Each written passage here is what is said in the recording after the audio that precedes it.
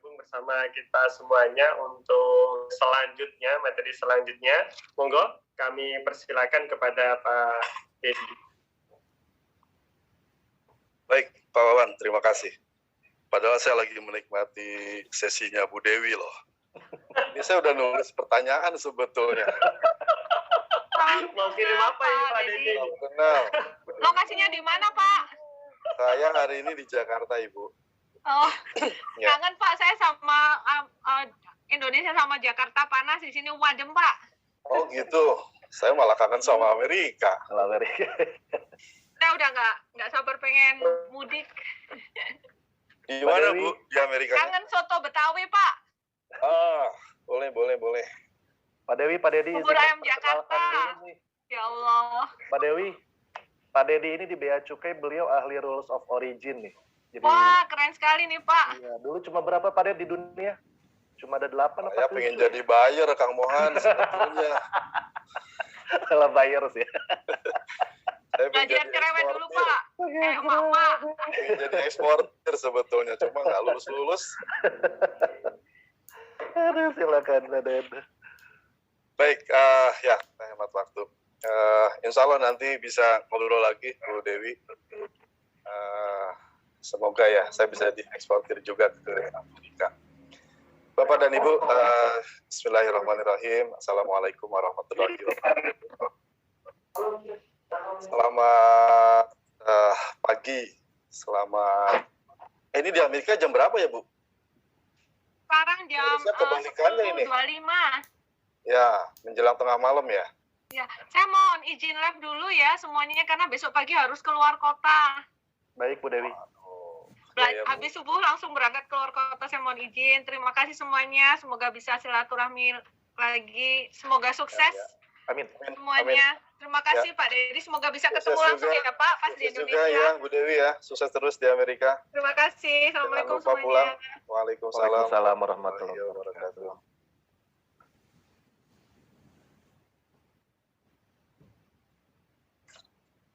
Baik, Bapak Ibu, sekali lagi, Assalamualaikum warahmatullahi wabarakatuh. Selamat pagi, salam sehat, salam bahagia buat semuanya. Yang pertama, terima kasih Kang Mohan, terima kasih Kang Mohan dan tim tentunya dengan BRI ya atas kesempatan yang diberikan hari ini. Kita bisa, mudah-mudahan kita bisa diskusi terkait dengan ekspor. Ya. Saya kalau mendengar ekspor ini sangat-sangat semangat Bapak Ibu, karena inilah yang kita maui, inilah yang akan menjadi tulang punggung ekonomi atau perekonomian Indonesia tentunya. Kenapa? Karena ya ekspor selain juga kita menjadi tumbuh, juga kita mendapatkan devisa, kita juga bisa mengoptimalkan seluruh produk-produk yang ada di Indonesia. Nah, kalau tadi sebetulnya saya juga tertarik dengan ceramahnya atau sharing sessionnya Bu Dewi, lebih real, jelas gitu ya. Dan saya lihat animonya luar biasa, resennya bahkan masih ada yang resen gitu. Saya juga mau resen sebetulnya, tapi nunggu momennya belum pas gitu.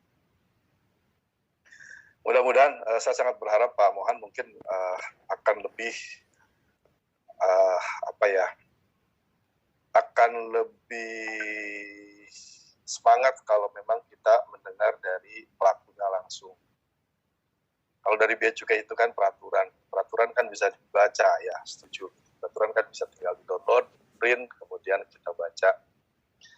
Nah, tapi saya berharap apa yang kita diskusikan pagi ini juga bisa memberikan masukan. Hanya barangkali sedikit saya harus supaya inline, supaya sesuai dengan apa yang disampaikan Pak Mohan kepada saya. Menunya adalah tentang legalitas ekspor. Judulnya adalah legalitas ekspor. Ini kelihatan Bapak Ibu? Lihat Pak Den. Kelihatan? lihat. Kalau tadi Pak Wawan sampaikan, nah ini kita kalau diskusi tentang dokumen-dokumen, betul, ini adalah sesi yang tepat gitu. Tapi Kang Mohan hanya ngasih waktu saya beberapa menit saja, jadi mungkin saya berharap ini bisa sedikit membuka apa ya, atau refresh lah. Saya sangat yakin Bapak dan Ibu sudah paham tentang ekspor. Ini hanya refresh saja tentang legalitas ekspor, prosedur ekspor. Mudah-mudahan dari sini bisa berkembang nanti dengan diskusi lanjutan. Baik, untuk kita mulai saja. Legalitas ekspor yang pertama kali harus kita ketahui adalah apa sih ekspor? Ekspor kita sama-sama sudah tahu artinya mengeluarkan barang dari Indonesia, simpelnya adalah demikian, dari Indonesia ke luar negeri. Tetapi di dalam teori kepabeanan, menurut bahasanya orang bea cukai, bahwa ekspor adalah kegiatan mengeluarkan barang dari dalam daerah pabean ke luar daerah pabean. Mudah-mudahan sudah pernah mendengar apa itu daerah pabean. Simpelnya adalah daerah pabean adalah ya Indonesia secara keseluruhan. Dari mulai daratan, perairan, kemudian udara. Jadi dari seluruh wilayah Indonesia, kemudian terjadi aktivitas pengeluaran barang, maka itulah yang kemudian disebut ekspor. Saya coba menggambar di sini dari wilayah Indonesia di sini ke negara manapun selain Indonesia, bahkan masuk ke perairan internasional itu sudah masuk kategori ekspor. Nah, hanya saja kalau harus menyimpan petugas di setiap titik di kepulauan Indonesia, tentunya sulit. Sehingga undang-undang kemudian menyampaikan bahwa secara yuridis, barang yang telah dimuat ke sarana pengangkut untuk dikeluarkan dari daerah pabean itu sudah dianggap ekspor. Jadi tidak harus kemudian, loh saya kan ini masih di pabrik, berarti belum ekspor. Nah, undang-undang mengaturnya tidak demikian. Begitu naik ke atas sarana pengangkut, misalnya ke kontainer, kontainernya adalah kontainer internasional, kita tahu ada kontainer domestik, ada kontainer internasional. Sekalipun masih di gudang kita, tetapi sudah masuk ke dalam kontainer internasional, maka sudah masuk dalam kategori ekspor. Sehingga akan diperlakukan sebagai barang ekspor. Jadi ini Bapak dan Ibu hati-hati, sekalipun masih ada di pabrik, begitu sudah masuk, sekali lagi, begitu sudah masuk ke dalam alat angkut tujuan ekspor, maka sudah dianggap sebagai barang ekspor, sehingga di sana mulai terkena kewajiban yang terkait dengan kegiatan ekspor. Kenapa rupanya kita harus memenuhi legalitas? Mengapa kita harus memenuhi ketentuan yang ada di dalam peraturan nasional? Langsung saja bahwa di dalam Undang-Undang Kepabeanan, saya ikut formatnya Bu Dewi tadi, jadi langsung aja. Kalau tidak legal, kalau tidak memenuhi legalitas, maka ada ancaman penalti. Mudah-mudahan ini lebih menggugah untuk lebih bisa menjaga. Oh, kalau gitu saya jangan sampai keluar dari legalitas yang ada, betul. Maka saya tampilkan di sini langsung ke dendanya saja. Kalau ternyata ekspor tanpa menyerahkan pemberitahuan ekspor barang, misalnya gimana? Misalnya ke Malaysia. Malaysia kan deket, Pak. Tinggal kirim. Saya tinggal di Kalimantan, misalnya di Pontianak, kan bisa lewat darat. Nggak perlu pakai lapor-lapor, sudah bisa kok dikirimkan ke Malaysia. Kalau Bapak dan Ibu sedang beruntung, ya silakan. Tapi kalau sedang tidak beruntung, maka ada denda di sana yang menunggu, bahkan bisa masuk ke ranah pidana. Nah, itulah dampak dari kalau kita tidak bisa memenuhi legalitas atau aturan main yang ada. Legalitas apa saja yang harus kita penuhi tentunya tergantung dari dokumennya. Jadi kalau untuk denda silakan di sini, tapi memang ini sedikit menakutkan ya. Sengaja saya beri yang ini supaya yaitu tadi betul-betul kita antisipasi jangan sampai kontrak sudah ditandatangani, barang sudah diproduksi, lalu kemudian kena salah satu pasal yang terkait dengan legalitas, dampaknya luar biasa. Ekspor bisa gagal, keuntungan tidak bisa diraih, yang ada adalah masalah. Ini yang harus kita hindari. Tapi tentunya secara administratif ada dampak lain. Nah, ini mungkin dampak dari denda dan pidananya. Dokumen apa saja yang harus kita jaga? Beberapa dokumen di sini saya tampilkan, tetapi tergantung produk tentunya. Yang pertama adalah sales contract. Tadi Bu Dewi juga sepakat. Selalu kita menggunakan kontrak. Jangan sampai kita hanya menggunakan WA, jangan sampai hanya menggunakan email, lalu dianggap sudah deal, transaksi, kemudian barang diberangkatkan. Bahkan hari ini kita sedang menangani mendapatkan permohonan konsultasi. Ada satu perusahaan besar, sangat besar, bahkan di surat kabar pun atau di online sekalipun kita bisa mencarinya, sedang terkena masalah luar biasa. Dan ternyata kebetulan kami dikontak dari kedutaan kita yang ada di negara tujuan, dikontak minta pencerahannya. Saya bilang, kenapa? Ini ada perusahaan Indonesia ekspor ke salah satu negara ASEAN. Posisinya waktu itu belum deal. Mungkin dari pihak eksportir sudah terlihat, wah ini naga-naganya berhasil nih. Barang diberangkatkan dan sampai hari ini barang tidak bisa dibongkar karena ternyata si buyernya yang ada di negara tersebut sudah lapor duluan ke bea cukai di negaranya bahwa kami tidak pernah memesan barang tersebut. Wah, ini cilaka. Sekarang sudah 2 bulan posisinya. Sudah 2 bulan baru kita diinfo, ada surat permintaan konsultasi resmi dari KBRI, kemarin juga telepon, kita coba jelaskan, nah itu sudah. Ya, itu potensi kehilangannya luar biasa. Karena produknya satu kapal. Jadi satu kapal ditolak. Makanya kontrak, itu betul-betul. Yang kedua adalah MSDS, Material Safety Data Sheet. Ini tidak semua barang harus ada. Biasanya adalah barang-barang tambang, barang-barang kimia, dan sebagainya. Lalu kemudian ada Certificate of Analysis, hasil laboratorium. Nah, ini juga jangan lupa. Kemudian ada surat pernyataan mutu, karena buyer menginginkan kepastian bahwa memang quality assurance yang sudah jelas, sudah memenuhi persyaratan yang diminta. Sepintas, saya kira bukan sepintas, bahkan Bu Dewi sudah menyinggung beberapa dokumen yang sangat penting, khususnya untuk produk tadi, misalnya makanan atau alat-alat kesehatan, dan itu memang sangat urgent. Apapun yang masuk ke dalam perut manusia, di negara manapun, pasti persyaratannya akan sangat-sangat ribet. Tetapi sangat ribet itu, ketika kita sudah bisa memenuhinya, tentunya juga akan mendatangkan hasil yang luar biasa. Kita memiliki atau kita mendapatkan trust, kepercayaan yang luar biasa dari negara tersebut.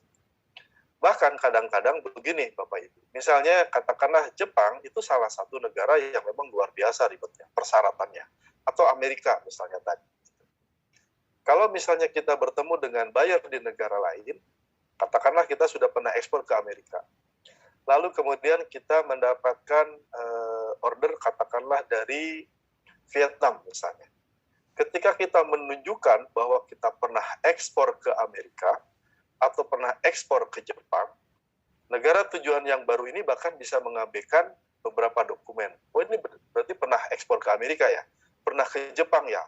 Karena mereka tahu bahwa tujuan negara tersebut wah, luar biasa, bukan negara yang mudah untuk ditembus, gitu, seperti itu. Kemudian ada namanya laporan surveyor, yaitu hasil pemeriksaan surveyor di kita, seperti misalnya Sutovindo, misalnya seperti Saraswanti, misalnya seperti Geoservice, dan sebagainya. Kemudian ada lagi persetujuan ekspor. Ini dikeluarkan oleh Kementerian Perdagangan atas rekomendasi dari Kementerian Perindustrian. Lalu kemudian ada invoice sudah kenal semuanya. Kemudian packing list, uraian barangnya juga sudah kenal. Kemudian ada dokumen pembayaran. Di sini saya ambil contoh adalah LC. Nah, Bu Dewi juga tadi menyinggung, biasanya untuk aman itu menggunakan LC menurut beliau, dan saya setuju. LC adalah sistem pembayaran yang sampai hari ini dianggap paling aman. Kenapa? Karena dilindungi, didukung oleh dua bank, yaitu bank penerbit LC dan bank penerima LC. Bank di negara importir dan bank di negara eksportir. Bisa jadi tadi Bu Dewi juga menyinggung PayPal misalnya, bisa seperti itu. Atau bisa transfer biasa, telegraphic transfer juga bisa, TITI bisa seperti itu. Bisa Western Union, tapi kembali kalau saya secara pribadi, bahkan secara institusi pun, gunakanlah yang paling aman. Karena ketika ada masalah, waduh, repotnya luar biasa. Yang ada adalah kehilangan. Kemudian ada yang namanya Certificate of Origin, surat keterangan asal. Nah, ini juga sangat penting. Karena tadi contohnya lagi yang ditunjukkan oleh Bu Dewi adalah City Oil ya. City Oil yang dari kelapa ya. Bu Dewi sampaikan bahwa kita nyari dimanapun tidak akan ada pohon kelapa di Singapura. Yang ada adalah pohon beton. Tapi dengan mekanisme yang ada, Bapak dan Ibu, kondisi ini dimungkinkan. Produknya buatan Indonesia atau asli Indonesia, lalu kemudian diimpor oleh Singapura. Di Singapura ada proses yang memang disetujui secara internasional, lalu diberangkatkan ke negara tujuan, ke Amerika misalnya, sangat-sangat dimungkinkan bahwa itu menjadi made in Singapura. Atau country of origin-nya adalah Singapura. Itu sangat dimungkinkan. Nanti di belakang saya singgung sedikit tentang itu. Lalu kemudian polis asuransi. Nah, ini untuk mengamankan produk kita dan juga untuk mengamankan transaksi itu sendiri. Lalu ada namanya bill of lading. Kalau lewat laut ada airway bill, kalau lewat udara atau surat jalan kalau lewat darat. Kemudian ada PEB, pemberitahuan ekspor barang. Nah, ini yang paling wajib bagi eksportir Indonesia ketika akan mengirim barang. Lalu kemudian ada Bill of Exchange, ya ini tambahan saja. Ini adalah Pak Mohan lebih bisa menjelaskan. Vessel export for exporter, artinya kalau misalnya kita mendapatkan pembayaran LC, kita bisa mendapatkan bantuan sedikit kalau memang dimungkinkan. Nah, nanti ada istilah di sana namanya diskonto. Nah, itu sama Pak Mohan lah. Gitu. Ya. Kemudian dan sebagainya. Nah, artinya apa? Masih banyak dokumen lain. Tadi misalnya dokumen karantina bisa masuk. Dokumen dari POM bisa masuk atau FDA. Atau dokumen kalau misalnya barang-barang yang mudah terbakar, ada lagi dokumennya adalah istilahnya saya lupa, tapi dokumen anti atau dokumen tahan panas dalam suhu sekian. Nah, itu ada juga. Banyak sekali dokumen tergantung produk apa yang akan kita perdagangkan. Dari seluruh dokumen ini, yang paling penting adalah bahwa Bapak dan Ibu sangat mengetahui bagaimana sih sebetulnya proses ekspor-impor itu sendiri. Selalu awali dengan yang namanya komunikasi.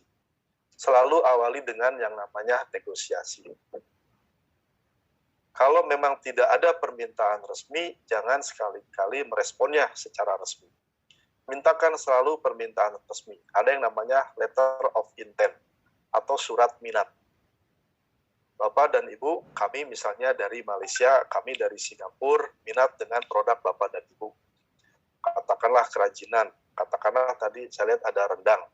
Apapun itu, mintakan permintaan resmi sehingga bisa menjadi pegangan. Tidak sedikit kasus yang hanya mengandalkan telepon, yang hanya mengandalkan WA, bahkan mengandalkan kunjungan. Banyak sekali.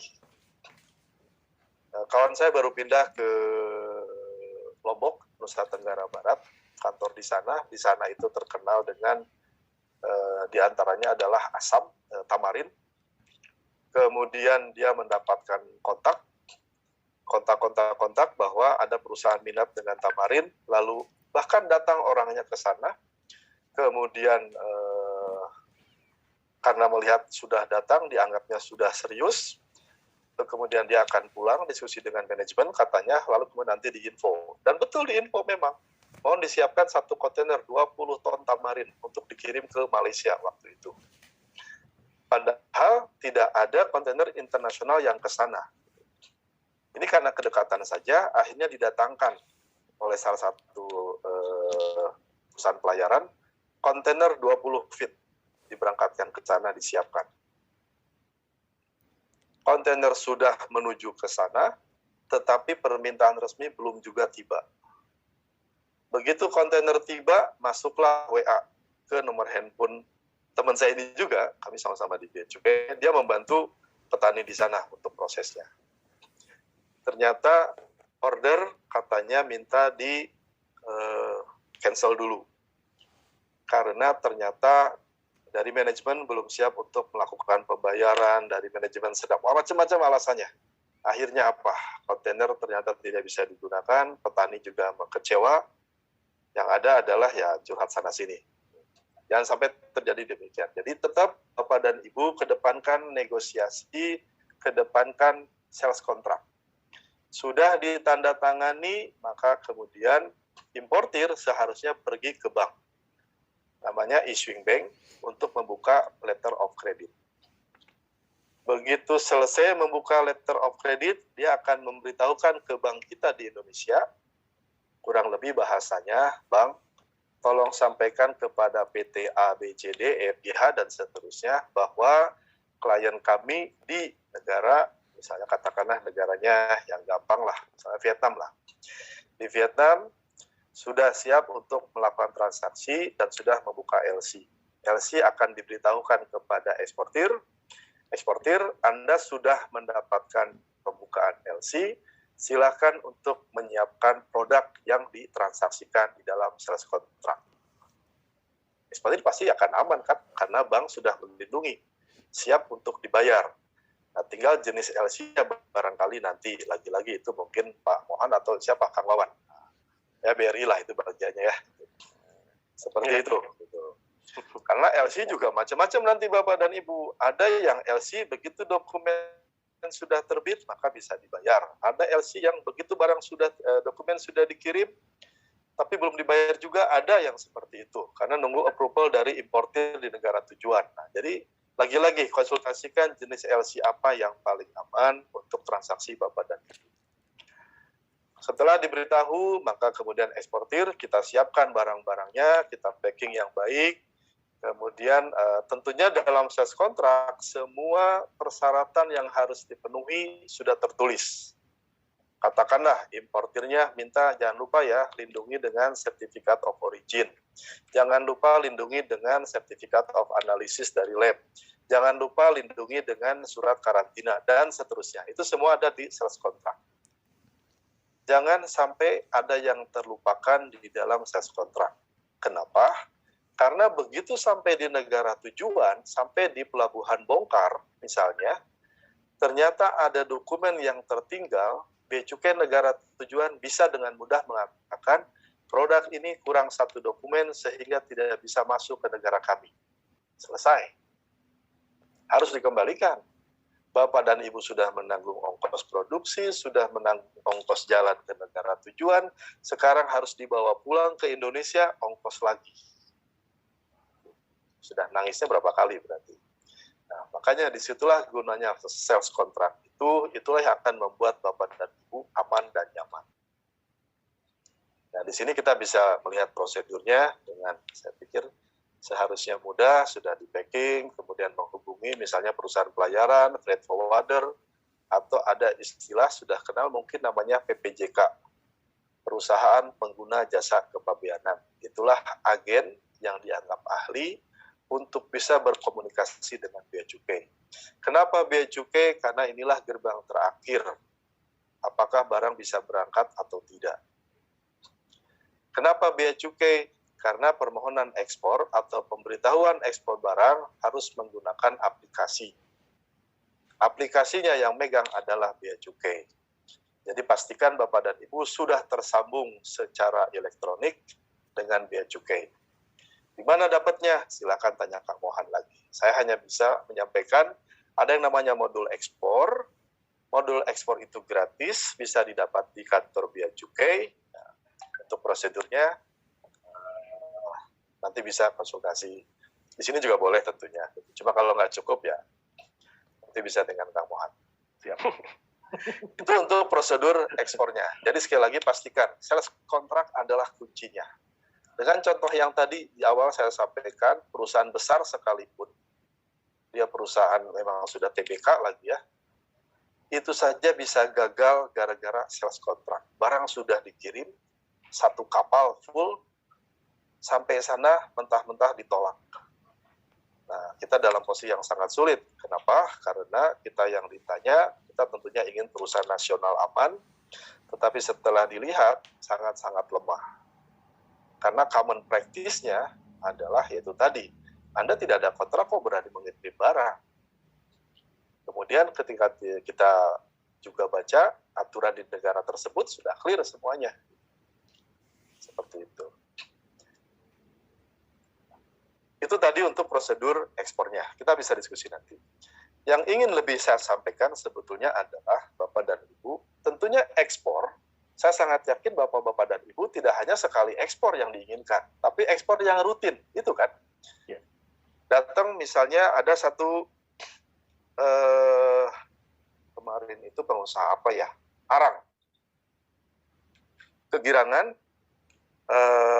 kemudian datang pembelinya ada, bayarnya ada, tapi ternyata hanya satu kali ekspor. Setelah itu dia bingung, apa ya yang kurang? Kok saya hanya dipesan satu kali, setelah itu selesai. Tapi dibayar, Bu, dibayar, Pak. Ya syukurlah masih dibayar. Tapi paling tidak, sebetulnya yang diinginkan oleh si perusahaan adalah ekspor yang rutin. Nah, disitulah nanti kontrak yang kemudian akan memainkan peran. Kenapa yang barusan saya contoh yang saya sampaikan, dia hanya satu kali ekspor, bisa jadi karena kualitas, bisa jadi karena kuantitas. Saya masih ingat curhatan dari kawan saya di UK, dia adalah atasnya perdagangan di sana. Waktu itu saya tawarkan kopi sebetulnya, tapi kemudian dia sampaikan bahwa, Kang, beberapa waktu yang lalu datanglah 8 orang dari Indonesia, itu pengusaha kopi katanya, ke Inggris, ke London, datang ke sana. Saya pertemukan dengan buyer di sana. Terjadilah negosiasi yang kemudian bahwa dia sanggup mengirimkan per bulan itu 50 ton. 50 ton sanggup. Tekan kontrak. Dan kontrak ditandatangani di London. Apa nggak keren tuh? Kan di London lagi kan. Pulanglah kemudian ke Indonesia. Tiba saatnya, tiba waktu untuk mengirimkan. Shipment pertama. Belum juga terkirim, Kang, saya sudah dapat kabar bahwa kopi yang tersedia hanya ada 20 ton. Yang siap panen, 20 ton. Jadi mungkin kita hanya berani kirim 20 ton. Satu kontainer. Oke. Ditunggu lagi, Kang, nggak lama, dapat kabar lagi bahwa ternyata panen yang berhasil, kemudian kita treatment untuk siap ekspor, itu hanya 8 ton. Kira-kira mau taruh di mana ya muka KBRI katanya kan. Kita sudah fasilitasi, sudah dipertemukan, tanda tangan juga di sini. Bahkan kontrak sudah terjadi dari 50 ton, hanya 8 ton yang dikirim. Selesai itu. Putus kontrak, habis itu. Tidak terjadi lagi. Jadi Bapak dan Ibu, wacanakan di dalam diri kita masing-masing bahwa ekspor yang kita inginkan adalah ekspor yang rutin. Kualitas yang memang juga konsisten, kuantitas juga yang konsisten. Jadi pastikan dulu nih kesiapan kita. Kesiapan dari segala sisi. Bu Dewi tadi sudah menyinggung. Bahkan packaging pun dia sangat concern, apalagi legalitas, apalagi perizinan. Packaging saja menjadi concern. Ya. Nah, sekarang musimnya kan eco packaging ya. Nah, itu memang sudah menjadi concern-nya dunia. Kemudian kita bentuk juga pola pikir yang kita inginkan adalah keuntungan jangka panjang sebagai dampak dari ekspor yang rutin tadi. Tidak hanya sekali ekspor, dapat satu keuntungan, selesai. Paling juga dipakai produksi besok, habis juga. Gitu. Nah, yang kita inginkan adalah yang jangka panjang. Kemudian jangan lupa legalitas peraturan yang ada. Itu yang kemudian kita pegang. Bagaimana caranya supaya itu terjadi? Nah, saya tentunya bukan pemain ekspor, tetapi sering ngobrol dengan kawan-kawan eksportir dan juga dengan beberapa teman di bea cukai luar negeri. Kita ngobrol, gitu. Kira-kira seperti apa sih gitu, ketika Anda terjun ke lapangan lalu bertemu dengan para eksportir. Yang pertama harus kita ketahui adalah kita punya produk apa sih sebetulnya. Katakanlah produknya adalah produk A, gitu ya. Atau silakan Bapak dan Ibu yang punya usul mau produk apa silakan. Lalu kita lebih kenal lagi, bahan bakunya dari mana? Atau yang kita ekspor ini adalah bahan baku atau barang jadi? Barang jadi artinya hasil produksi. Lalu kita lihat, kita punya tidak bahan bakunya? Atau tersedia seberapa banyak sih bahan bakunya di Indonesia misalnya? Kalau bahan bakunya tidak banyak, berarti kita harus hati-hati dengan pembuatan kontraknya. Kalau bahan bakunya bergantung ke, misalnya katakanlah musim, bergantung ke bahan lain, misalnya kalau agro itu misalnya pupuk, bergantung ke musim, bergantung ke pupuk, bergantung kepada bagaimana treatmentnya selama menjelang panen, dan seterusnya. Nah, itu yang harus kita pahami. Atau misalnya barang jadi. Barang jadi, proses produksinya ada di mana? Apakah kita yang memproduksi sendiri? Atau sebetulnya kita mengimpor bahan baku tertentu, lalu kita proses produksi? Seperti apa? Kemudian juga, apakah ini buatan sendiri? Atau kita hanya trader saja, kita ngambil dari pabrik A, lalu kita ekspor. Sebagai trader, sebagai pabrikan, ketika berangkat sebagai eksportir, pastikan bahwa kita paham betul semua itu. Bahan bakunya kita tahu, proses produksinya kita tahu, kemudian ketika ditanya bisa menjelaskan seperti apa ini prosesnya. Bahkan Bu Dewi tadi tanya kapan berdirinya, di mana pabriknya, seperti apa prosesnya. Nah, ternyata itu menjadi concern-nya dari para buyer kita. Kenalilah sampai ke arah sana. Tapi saya cuma dagang aja, Pak. Saya cuma ngambil, kirim, betul. Tetapi yang namanya sertifikat of origin, keasalan suatu barang, seorang trader, seorang eksportir harus kenal sampai sejauh itu. Sekalipun kita hanya ngambil ekspor. Pada satu masa kita akan ditanyakan tentang itu. Buyer akan menanyakan bahwa ini produk Anda sendiri, kita akan jawab bukan. Lalu bagaimana Anda bisa tahu bahwa ini memenuhi syarat karantina, bagaimana ini memenuhi syarat POM, dan seterusnya. Ya saya ikut ke pabriknya aja, kata pabriknya demikian, saya ikut. Wah, ini yang silakan. Nah, kalau sudah kenal dengan produknya, kenali juga kode HS-nya. Nah, ini perlu sesi yang lain nih. Mudah-mudahan di kelasnya Pak Mohan ada. Apa itu HS? Kode HS kurang lebih Bapak dan Ibu bahwa seluruh barang di dunia ini sudah diklasifikasikan di dalam kurang lebih 21 bagian yang diurai lagi menjadi 97 plus 1 menjadi 98 bab, yang kemudian diurai lagi saat ini untuk sampai dengan tahun ini 2021 di dalam 10.600 row atau baris. Kode HS ini sama seluruh dunia.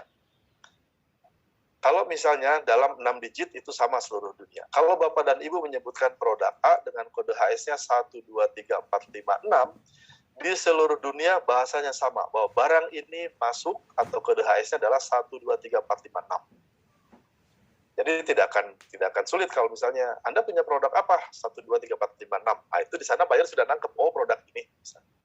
Seperti itu.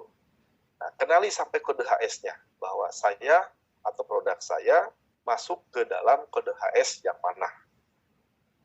Adanya di mana? Adanya di, nanti bisa dicatat, ada namanya satu website, yaitu Indonesia National Single Window atau INSW. Di sana bisa dilihat, masukkan kode HS-nya, masukkan kode barangnya bisa, lalu nanti akan muncul kode HS-nya. Atau di googling juga bisa. Bukunya ada. Bisa didapat. Itu dalam bentuk peraturan Menteri Keuangan. Itu juga bisa di-download. Yang berlaku sekarang adalah peraturan Menteri Keuangan nomor 6. Tahun depan akan berubah lagi. Karena setiap 5 tahun, klasifikasi ini, kode HS ini akan berubah. Kemudian dari kode HS ini, kita juga bisa mengetahui apakah produk yang saya miliki, yang kita miliki, masuk kategori larangan atau dibatasi. Apa itu larangan? Tentunya dilarang untuk ekspor. Kita sudah membuat susah payah, kita sudah memproduksi dengan bahan baku yang kita juga barangkali ada impor, atau kita beli lokal lalu kita proses, ya ternyata dilarang. Oh, ini tidak dilarang tapi dibatasi. Kalau dibatasi masih bisa diekspor. Seperti itu. Contohnya mungkin kalau barang tambang pernah dengar smelter, nah, kalau sudah melalui proses smelter maka bisa diekspor. Misalnya seperti itu. Tapi kalau belum smelter, maka dilarang ekspor. Lalu kemudian yang harus kita ketahui berikutnya adalah mau diekspor kemana? Tadi misalnya ke Amerika, oke, ke Amerika. Bagaimana aturan main di sana? Sampai sejauh itulah kita harus tahu, sehingga yang kita inginkan tadi, ekspornya itu rutin, kita bisa berupaya untuk menjaga kualitas dan kuantitas, keuntungan yang kita dapat juga jangka panjang, kemudian aturan main yang ada kita bisa penuhi semuanya.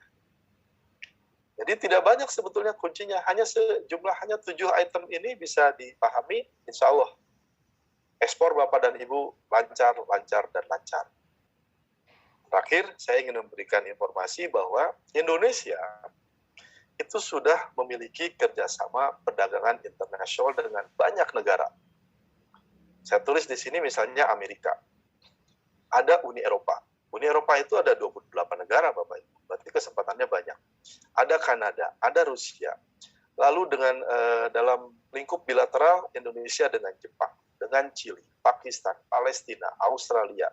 Nanti ada Indonesia lagi, Indonesia Hong Kong. Ada lagi Indonesia New Zealand. Ada lagi Indonesia, saya catat di sini EFTA. EFTA itu adalah negara Eropa, tapi bukan anggota Uni Eropa. Kenapa ini saya sampaikan? Karena kaitannya dengan tadi, masalah ekspor yang rutin tadi. Kenapa demikian, Bapak dan Ibu? Kalau misalnya Bapak dan Ibu mengimpor lah dulu ya, impor ke Indonesia, impor satu bahan baku ke Indonesia. Ada satu komponen namanya biaya masuk. Ada komponen lain namanya pajak dalam rangka impor. Biaya masuk dan pajak dalam rangka impor itu berbeda. Bapak dan Ibu lebih hafal, kalau PPN itu bisa di offset, bisa dikreditkan. Kalau biaya masuk itu tidak bisa. Biaya masuk adalah komponen dari pembentukan harga. Jadi setiap harga suatu produk yang ekspor, asal impor, di dalamnya ada komponen biaya masuk. Seperti itu.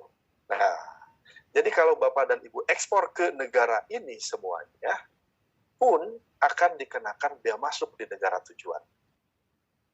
Tapi karena Indonesia memiliki kerjasama perdagangan internasional, maka bisa memanfaatkan yang namanya tarif istimewa atau tarif preferensi. Yaitu tarif yang lebih rendah dari tarif normalnya. Misalnya kalau ekspor ke katakanlah Amerika, ekspornya apa? Baju misalnya. Dikenakan di Amerika itu katakanlah 20% biaya masuknya. Dengan menggunakan skema kerjasama perdagangan internasional yang disebut dengan GSP, Generalized System of Preferences, maka produk yang kita ekspor berpotensi mendapatkan tarif yang lebih rendah.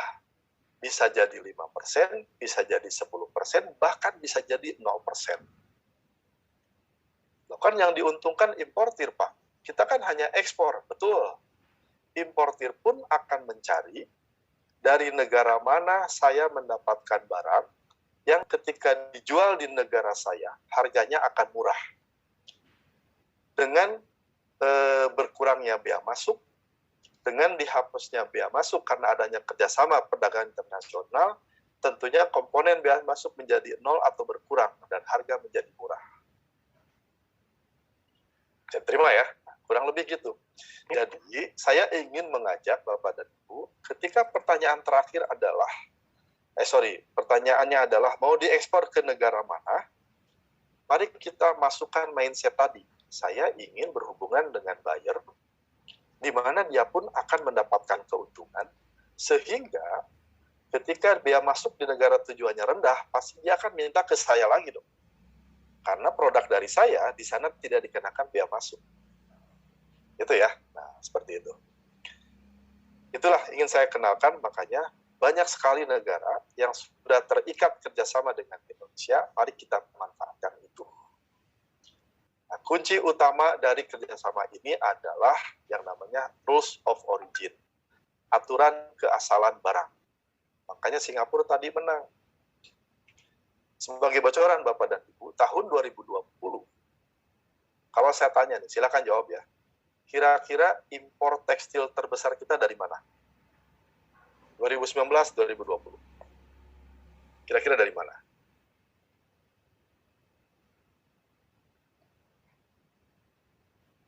Oke, saya kasih tahu.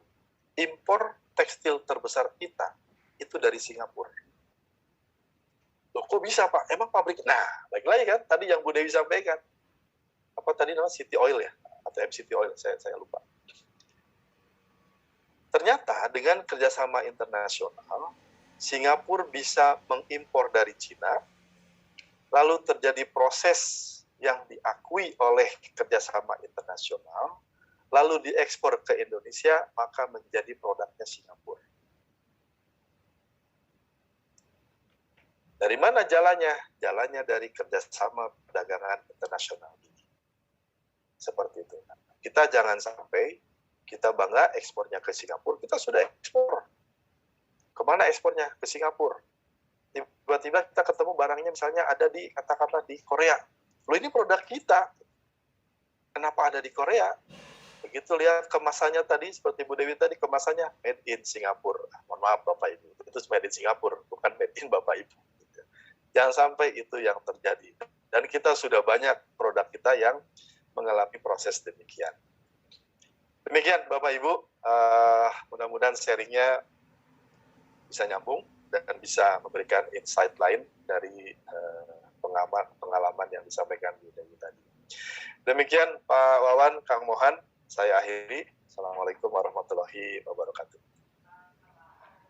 Waalaikumsalam warahmatullahi wabarakatuh. Disampaikan terima kasih kepada Kang Dedi. Penjelasannya detail terkait dengan legalitas. Saya kalau menyimak materi Kang Mohan, Kang Dedi, begitu saya agak berpikir begitu kalau berteman dengan Kang Dedi dan Kang Mohan gitu, takut diekspor saya. Takut diekspor gimana Pak? Saya di packing diekspor. Oh gitu, oke. Iya ini para pelaku-pelaku begini kan. Bagi Bapak Ibu enggak, ini sekedar cek nanti Bapak Ibu, masa sih Mas nanti saya bisa dikirim, wah gitu, malah ada yang serius nanti. Baik, tadi ada yang menarik ya dari Rendang Unituti tadi menanya karena SD Indonesia nggak lengkap Kang Dedi, nggak ada jengkol, nggak ada, apalagi rendang jengkol. Nah ini bagaimana ini? Ya. Oke, makasih Ibu pertanyaannya. Seluruh barang yang ada di dunia ini, Ibu, saya pastikan ada di dalam buku klasifikasi barang. Ada semuanya. Wah, saya udah nyari Pak, bolak-balik bukunya juga saya ada, CD-nya saya juga ada, peraturannya saya lengkap, bolak-balik nggak ada jengkol. Nah, Bapak dan Ibu bisa bayangkan, kalau seluruh barang di dunia ini ada di dalam, dimasukkan ke dalam sebuah buku. Kira-kira mau setebal apa gitu ya. Tadi saya sampaikan bahwa barang itu dikelompokkan menjadi 21 bagian, 97 plus 1 bab, yang diurai lagi menjadi 10.600 baris. Disinilah para ahli setiap 5 tahun itu diskusi di kota Brussels, Belgia. Mereka duduk bersama, kira-kira produk apa yang akan dimasukkan ke dalam buku HS ini. Akhirnya disepakati kurang lebih salah satunya adalah produk yang perdagangan internasionalnya mencapai 50 juta US dollar dalam setahun. Nah, terus gimana kalau yang nggak nyampe? Nah, nanti kalau Bapak dan Ibu membaca buku klasifikasi ini, ada uraian barang, misalnya lain-lain. Nah, di situ. Nah, Seperti itu. Jadi jengkol itu masuk ke dalam tumbuhan, Lain-lain. kurang lebih ada di bab mungkin bab 6, kalau bahan dasarnya 6, 7, 8. Nanti turunnya adalah mungkin ada di bab makanan 17 ke sana sampai 21. Nah, di situ ada produk makanan. Tinggal dari apa makanannya gitu ya. Seperti itu.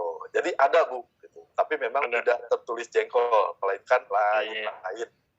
Gimana caranya supaya muncul, Pak, dalam buku? Jadi terbaca, misalnya jengkol, kita harus mencapai 50 juta US dollar dalam 1 tahun perdagangannya. Nah, ini yang repot. Oh, Tuh. Ini terjadi di batik, Pak. Batik itu dulunya nggak ada, Pak, di dalam buku tarif kita. Padahal batik luar biasa perdagangannya. Saya dulu masih ingat sidangnya di Langkawi. Kita betul-betul mempropos supaya batik masuk. Gitu kan. Ketika ditanya, batik itu apa sih? Definisinya apa batik itu? Malaysia itu luar biasa. Dia ngotot bahwa Malaysia juga punya batik. Lalu pada saat itu kelemahan kita, memang betul kata Bu Dewi, bahasa kita memang yang alih-alih menjelaskan bahasa Inggris, saya malah bahasa Sunda, tambah liar kan, tambah bingung gitu. Nah itu, Malaysia berhasil menjelaskan batik waktu itu, gitu kan. Nah, akhirnya kita coba googling, masuk Wikipedia, kita kontak ke pabrik batik, dapatlah, gitu kan. Batik itu paling tidak simpelnya dari baris dan titik, katanya begitu, gitu. Wah, itu sampai expertnya yang dari WCO, dari Organisasi Pabean Dunia, sampai geleng-geleng gitu. Apa enggak ada definisi lain, kata gitu kan. Batik cuma line and dot. What is that, katanya kan. Masa cuma begitu gitu kan. Nah, oh itu, tapi alhamdulillah akhirnya batik masuk. Sama dengan kasusnya rokok kretek. Kretek nggak ada. Padahal kita ekspor luar biasa, Pak. Perdagangan ekspor tuh luar biasa untuk rokok kretek. Apa itu kretek? Gitu. Ternyata kretek itu, kita coba telepon ke Kudus, ke Jarum, ke gudang garam, kita konsultasi. Kretek itu adalah bunyi dari ketika dibakar, kretek-kretek-kretek. Di situ asalnya. Kira-kira bagaimana menjelaskan itu coba sama orang Eropa, gitu kan? the sound of kretek-kretek-kretek. Nah, kayaknya saya harus siap-siap mencari definisi rendang jengkol, kira-kira gimana definisinya, gitu kan? Seperti itu, gitu, Pak Wawan, izin. Oke, baik. Ya. Untuk satu lagi, ini pertanyaan Bu Yanti Pelanusa ini, raise hand, ingin ada yang ditanyakan? Bu Yanti? Karena dari tadi raise hand, maksud saya apakah ke pencet begitu, atau memang ada yang ingin ditanyakan? Kalau tidak respon, maka saya... Harus bertanya, Mas Wawan. Wah, harus bertanya, Bu Yanti, monggo. Cuman satu pertanyaan, aduh Mas Wawan ditinggi wes. Waduh, ini ketemu wong Malang ini aku dilokno medit gini loh. Malang. Oke, kalam terus. Iya. Monggo, Bu Yanti. Ya, ini kok nggak bisa saya buka ya kameranya ya. Nah iya, saya nyari-nyari kok nggak ketemu makanya. Gak apa-apa wis, yang penting suaranya ada ya Pak. Oke, jelas Bu Yanti, monggo. Bapak, luar biasa, materinya sangat penting bagi kami Pak untuk mempersiapkan kita semua untuk bisa go global. Tentang kapasitas produksi Pak, ilmu ekspor itu kan memang memberikan arahan kita untuk bagaimana cara memulai, bagaimana cara prosedur ekspornya, bagaimana cara menentukan harga dan sebagainya. Yes. Tapi lagi-lagi teman-teman UMKM itu kepentoknya di kapasitas produksi, gitu kan. Kalau sudah ketemu buyer, kemudian tidak meminta dalam kelebihan kapasitas produksi, itu menjadi sebuah permasalahan. Nah, mungkin Bapak punya saran untuk, saya kebetulan bidang craft ya Pak, bidang kria. Kemudian ada kita bersama-sama teman-teman di Malang itu membentuk sebuah koperasi kreatif bidang apapun yang industri kreatif itu. Nah, bisa nggak ekspor itu atas nama sebuah lembaga seperti koperasi gitu. Jadi tidak per UKM, tapi koperasi nih yang, karena kita koperasinya pemasaran Pak, bukan koperasi simpan pinjam. Jadi harus mencarikan lubang-lubang channel-channel pemasaran untuk anggota. Nah, kalau ekspor itu ditangani oleh lembaga, itu bisa nggak ya? Buyer percaya nggak Pak ya? jadi bentuknya bukan CV, bukan PT gitu kan. Itu yang pertama pertanyaan saya. Kemudian yang kedua,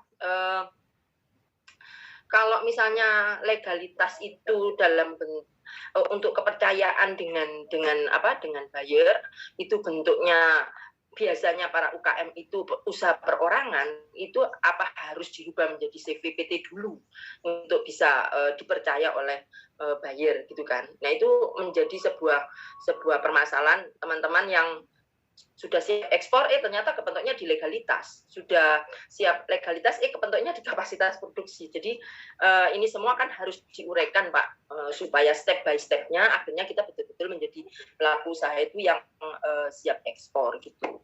Itu sih, Pak, pertanyaan saya yang menggelitik Mas Wawan ya. Ada dulu Pak Kang Dedi ya. Mudah-mudahan saya bisa mendapatkan insight dari Kang Dedi. Ya. Monggo, Kang Dedi, langsung dijawab. Langsung aja ya. Yang pertama, apakah eksportir itu boleh lembaga? Boleh. Undang-undang kita mengatakan bahwa eksportir adalah perorangan, individu, ataupun badan hukum. Selama masuk kategori perorangan, selama masuk kategori badan hukum tentunya luas, bahkan sampai ke firma, sampai koperasi, yayasan, itu termasuk badan hukum. Ya. Itu diperbolehkan. Bahkan sekarang dari sisi perpajakan pun sudah lebih ringan, pendirian PT perorangan pun sudah diperbolehkan.